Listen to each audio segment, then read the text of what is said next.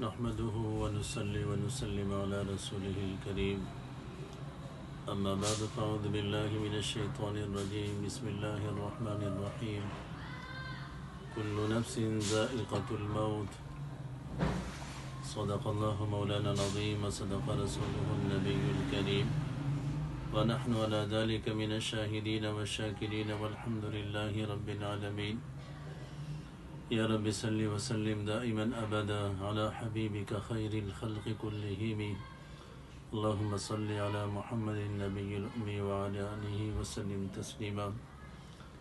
عزیزان محترم، اللہ تبارک و تعالی نے جتنے زیروح چیزیں پیدا فرمائی ہیں سب نے موت کا ذائقہ چکھنا ہے، اس لیے اللہ نے فرمایا کل نفس ذائقۃ الموت، ہر نفس نے موت کا ذائقہ چکھنا ہے، لہذا موت کا طاری ہونا ہر شخص کے اوپر ہے۔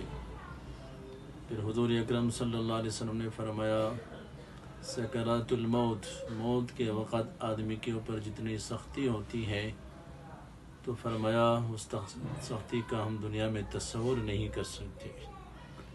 عبداللہ ابن عباس رضی اللہ تعالیٰ نے فرمایا 300 آدمی ننگی تلوار لے کر کسی آدمی کے اوپر حملہ کرے، فرمایا اس تکلیف سے آدمی کو اتنی تکلیف نہیں ہوگی جتنے سکرات الموت کے وقت تکلیف ہوتی ہے۔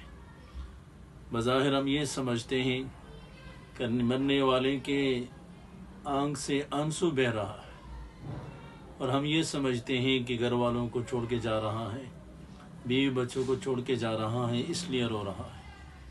فرمایا کاش کہ وہ بتا سکتا کہ میرے ساتھ کیا ہونے والا ہے، میں کتنے تکلیف کے اندر مبتلا ہوں۔ اس لیے موت کا ذائقہ سب نے چکھنا ہے، اس موت کے لیے دنیا کے اندر تیاری ہے۔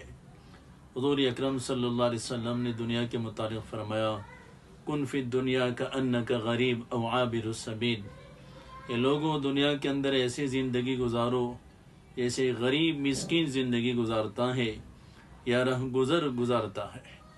آپ صلی اللہ علیہ وسلم نے یہاں تک فرمایا الدنیا مزرع الآخرہ، دنیا آخرت کے کہتی ہے، لہذا دنیا کے لیے تیاری نہیں بلکہ آخرت کے لیے تیاری ہے دنیا کے اندر، لہذا موت کو سامنے رکھ کر ہمیں زندگی گزارنا چاہیے کہ موت کے علم انتہائی سخت ہے اور اس سے ہم ہر ایک نے گزرنا ہے۔ آگے والے مراحل اس سے بھی زیادہ سخت ہے۔ قبر کا مرحلہ حضور اکرم صلی اللہ علیہ وسلم نے فرمایا قبر یا جنت کے باغوں میں سے ایک باغ ہے یا جہنم کے گڑھوں میں سے ایک گڑھا ہے۔ قبر کا ہم سب سے واسطہ پڑھنا ہے، قبر کے اندر سوالات ہیں وہ ہر آدمی سے ہونے ہیں۔ حضور اکرم صلی اللہ علیہ وسلم جب دنیا سے رخصت ہو رہے تھے تو حضرات صحابہ کرام فرما رہے ہیں کہ سورج تو اپنے عروج پر ہے لیکن اس روشنی کے باوجود ہمیں کچھ نظر نہیں آتا تھا، ایسے اندھیرا ہمارے سامنے چھا گیا تھا۔ تو فرمایا جب حضور اکرم صلی اللہ علیہ وسلم جیسی ہستی دنیا سے چلی گئی تو ہم میں سے کسی نے نہیں رہنا۔